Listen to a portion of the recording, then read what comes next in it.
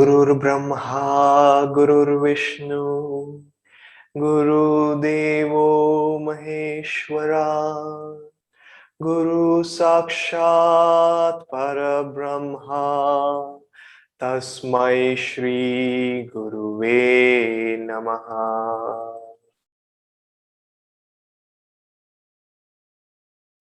नमस्ते मित्रों, आप सभी का स्वागत है हमारे आज की जो क्लास है, जो इसी पुस्तक पे आधारित है, परमहंस योगानंदा के साथ वार्तालाप।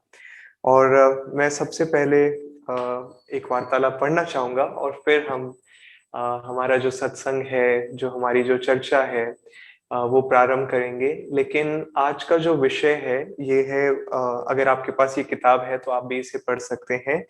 ये है वार्तालाप संख्या 20, 20वीं वार्तालाप है ये, जो क्रियानंद जी जब योगानंद जी के साथ थे उस समय की बात है ये। और इस वार्तालाप में हम देखते हैं कि आप कह सकते हैं कैसे एक गुरु का जो प्रेम होता है वो किसी भी शर्त, बिना किसी शर्त के होता है। और चाहे शिष्य जो भी करे, लेकिन गुरु का प्रेम और गुरु का आशीर्वाद सदैव बना रहता है। तो आइए ये कहानी सुनते हैं और उसके बाद में हम कुछ देर के लिए इस कहानी में और गहराई में जाएंगे और देखेंगे कि कैसे हम अपने जीवन में इस उद्देश्य को लेके आ सकते हैं और इस राह पे चल सकते हैं कि कैसे हम भी एक गुरु की तरह बिना किसी शर्त के प्रेम और आनंद में रह सकते हैं। तो ये है वार्तालाप संख्या 20, जैसे कि मैं कह रहा था। अनेक अवसरों पर जब गुरुजी के पास अतिथि आते थे तो वे मुझे भी सम्मिलित होने के लिए कहते थे। एक आगंतुक, गेस्ट या विजिटर जो थे, कई बार आया और हमेशा बड़े उत्साह के साथ, परंतु जब शिक्षाएं ग्रहण करने की बात आती तो उसका उत्साह कम ही दिखता। गुरुजी ने मुझे उसे ध्यान की प्रवृत्तियों में निर्देश देने के लिए कहा, लेकिन इसके बाद जब वह अनेक बार निर्धारित समयों पर नहीं आया और न ही अपने न आने का कारण बताया, तब मैं समझ गया कि शिक्षाओं के सार को आत्मसात करने की अपेक्षा उसकी रुचि गुरुजी के साथ रहने की चमक दमक में अधिक थी। अगली बार जब इस व्यक्ति ने अपने आने का समय निर्धारित करवाया, तब मैंने गुरुजी यानी स्वामी क्रियानंद जी ने योगानंद जी से कहा, यह व्यक्ति सच्चा नहीं है। मुस्कुराते हुए गुरुजी ने बस टिप्पणी की, अच्छा, आज हम लोग मजा लेंगे। फिर जो हुआ वह उस आगंतुक का वही उत्साह और जो वह था उसके प्रति गुरुजी की मुस्कुराती हुई स्वीकृति। मुझे खेद है कि अपनी ओर से मैं ऐसी स्वीकृति से बहुत दूर था। बाद में गुरुजी ने यानी योगानंद जी ने मुझे कहा, तुम उसके प्रति कितने नीरस थे। यदि मैं तुम सबके प्रति इस प्रकार अक्षमाशील रहता तो यहाँ कितने लोग बचते। वास्तव में उस व्यक्ति ने अपने संपूर्ण लंबे जीवन में गुरुजी के प्रति अपेक्षाकृत असामान्य रूप से एक निष्ठावान शिष्य के भाव को बनाए रखा। तो ये दोस्तों एक बहुत ही खूबसूरत कहानी है जहाँ पे हम एक गुरु और शिष्य के संबंध को देखते हैं और देखते हैं कि कैसे एक जो सच्चे गुरु होते हैं, जो संत होते हैं, और एक सच्चा गुरु, उनको फर्क नहीं पड़ता है कि शिष्य किस प्रकार से व्यवहार कर रहा है, उनका प्रेम सदा सदा के लिए रहता है। और मैं बहुत खुश था ये कहानी पढ़ के, क्योंकि स्वामी क्रियानंद जी को योगानंद जी ने कहा था कि जो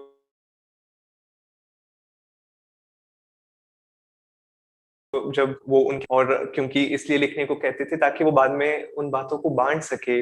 और इस कहानी में आप देखेंगे कि स्वामी क्रियानंद जी एक आप कह सकते हैं, जैसे कि वो कह रहे थे कि उन्हें खेद था कि वो उस स्वीकृति तक पहुंच नहीं सके, लेकिन फिर भी उन्होंने ये कहानी शेयर की, क्योंकि ये हम सबके लिए एक सीख है कि और स्वामी जी अक्सर कहा करते थे, और मैंने भी शायद स्वामी जी को कोट करते हुए मेंशन किया है कई बार, कि एक सच्चा गुरु इसीलिए नहीं आता है, इसीलिए पृथ्वी में जन्म नहीं लेता है कि वो दिखा सके सब लोगों को कि वो कितना महान है और वो कितना बड़ा है। लेकिन वो इसलिए आते हैं कि किस प्रकार हम भी उनकी तरह बन सकते हैं, उनकी तरह हमेशा सदा आनंद में रह सकते हैं, उनकी तरह हम बिना किसी शर्त के लोगों के साथ प्रेम कर सकते हैं, उनको अपना प्रेम दे सकते हैं। और इस कहानी में जैसे स्वामी जी ने इस कहानी को अंत किया, ये जो व्यक्ति थे जो योगानंद जी से मिले थे, और बार बार अब जब ध्यान सीखने का समय आता था तो स्वामी जी के साथ में अपना अपॉइंटमेंट वो उस समय नहीं मिलते थे। लेकिन स्वामी जी ने कहा एक अलग समय पे कि जब वो शायद 90 साल के हो गए थे ये व्यक्ति, तब भी उनके हृदय में योगानंद जी के प्रति बहुत सारा प्रेम था, और वो इन शिक्षाओं का पालन कर रहे थे अपने ही तरीके में सही, क्योंकि हम सब लोग अलग हैं, हम सबका चाहे हमारा मार्ग भी यदि एक हो, लेकिन उस मार्ग पे चलने का तरीका सबका अलग है। और गुरु से जो हम हमारा जो रिश्ता होता है, आंतरिक रिश्ता, वो भी एक प्रकार से कह सकते हैं कि सबका एकदम अलग है और एकदम निराला है। और इसी बात को योगानंद जी दर्शा रहे थे, और क्रियानंद जी ने बाद में देखा कि किस प्रकार योगानंद जी का जो प्रेम कई सालों पहले उन्होंने इस व्यक्ति को, उन्होंने नहीं कहा कि अरे तुम तो बिल्कुल ही इंटरेस्टेड नहीं हो, तुम तो बिल्कुल ही सिंसियर नहीं हो, तुम तो बिल्कुल ही सच्चे नहीं हो कि तुम कहते हो और फिर आते नहीं हो। नहीं, जब जब ये व्यक्ति आए तब तब उन्होंने अपना प्रेम उन पे दर्शाया। और इसी प्रकार हमें भी प्रयास करना चाहिए कि लोग चाहे हमारे प्रति कैसा भी व्यवहार रखे, कभी कभार लोग हमारे प्रति घृणा या आप ईर्ष्या का भाव भी रखते हैं, और लोग कोशिश करते हैं कि कैसे हमें आप कह सकते हैं कि नीचे नीचा दिखाएं। लेकिन सब चीज को दूर रखते हुए कैसे हम उनके उनको प्रेम दे सकते हैं बिना किसी शर्त के। और आप सोच रहे होंगे कि मुझे क्यों किसी को प्रेम देना चाहिए या बिना किसी शर्त के वो प्रेम की भावना अपने हृदय में रखनी चाहिए किसी के भी प्रति। मैं अपने खुद के जीवन में पा रहा हूँ, और स्वामी क्रियानंद जी ने भी ये अक्सर कहा था कि काफी बार और या हर समय प्रेम करने का कारण ये नहीं है कि दूसरा व्यक्ति हमारे साथ कैसा व्यवहार कर रहा है, लेकिन अपने खुद के स्वार्थ के लिए ही सही, हमें हमेशा सबके प्रति प्रेम की भावना बनाए रखनी चाहिए। और वो क्यों, और इसमें स्वार्थ क्या छुपा हुआ है? क्योंकि जब जब हम प्रेम करते हैं, लोगों के साथ में अपना प्यार दर्शाते हैं, तब तब हम खुश रहते हैं। चाहे सामने वाला व्यक्ति हमारा प्रेम समझ भी ना सके, लेकिन हम खुश रहते हैं, हम आनंदित रहते हैं, और हम उस दिव्य चेतना में रहते हैं।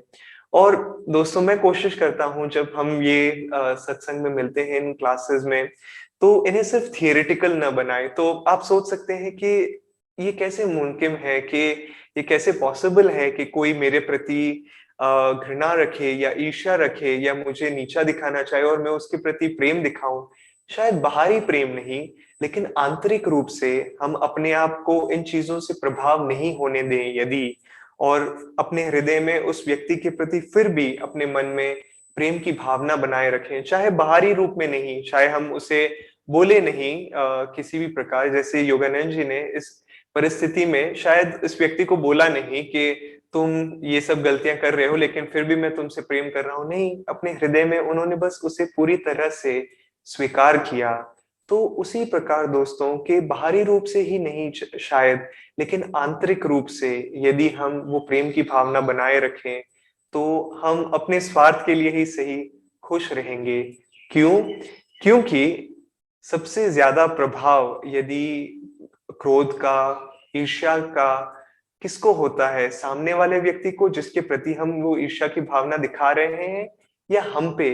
अगली बार जब भी कोई भी नेगेटिव क्वालिटी, नकारात्मक क्वालिटी आप अपने भीतर देखें, या कोई इमोशन देखें, कोई भावना देखें जो नकारात्मक दिशा में जा रही है, एक बार रुकिए और देखिए कि मान लीजिए अगर आपको क्रोध आ रहा है, तो देखिए कि सबसे ज्यादा क्रोध आप जब कर रहे हैं, तो उसका प्रभाव सामने वाले पे पड़ रहा है या आप पे पड़ रहा है?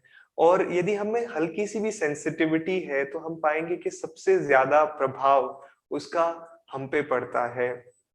तो अब बात आती है कि हम कैसे ये कर सकते हैं, कैसे हम ये बिना शर्त का प्रेम लोगों के साथ बाँट सकते हैं।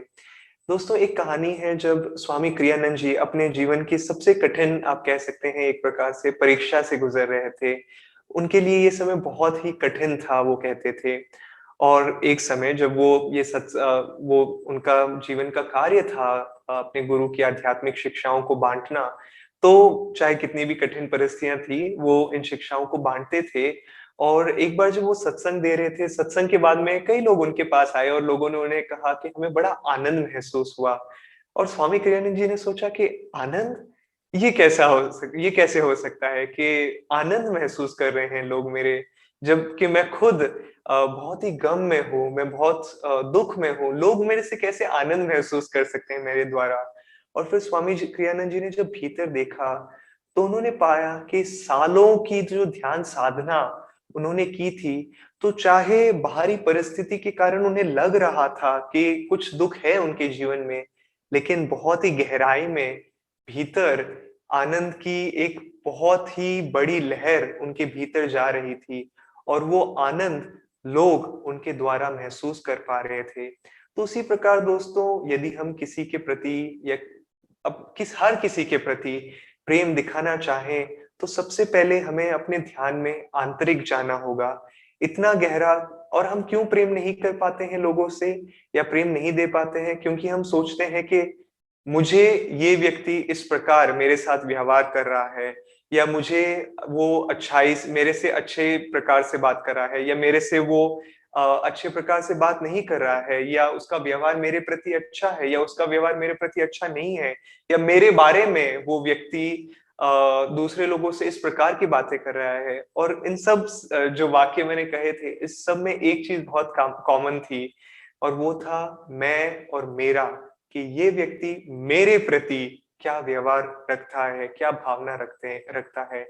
और जब ये मैं या अहम चला जाता है, तब जाके हम हकीकत में पाते हैं कि हम सब ईश्वर की संतान हैं। जिस प्रकार उस व्यक्ति की सृष्टि ईश्वर द्वारा हुई है, जिस प्रकार मैं ईश्वर का की संतान हूँ, उसी प्रकार वो सामने वाला व्यक्ति भी ईश्वर की वही संतान है। और फिर उसके बाद में ये थियोरेटिकल नहीं हो जाता है कि शायद शुरुआत में ये थियोरेटिकल लगे। एक बार मेरे जीवन में भी ऐसा समय आया था जब कोई एक व्यक्ति था जो मुझे हर दिशा से वो मुझे दुखी करना चाहता था, और कुछ हद तक जानबूझ के। और मैं नहीं चाहता था कि मैं वो भावना, जिस प्रकार वो व्यक्ति मेरे सामने भावना रख रहा है, मैं भी उसी प्रकार की भावना रखूं।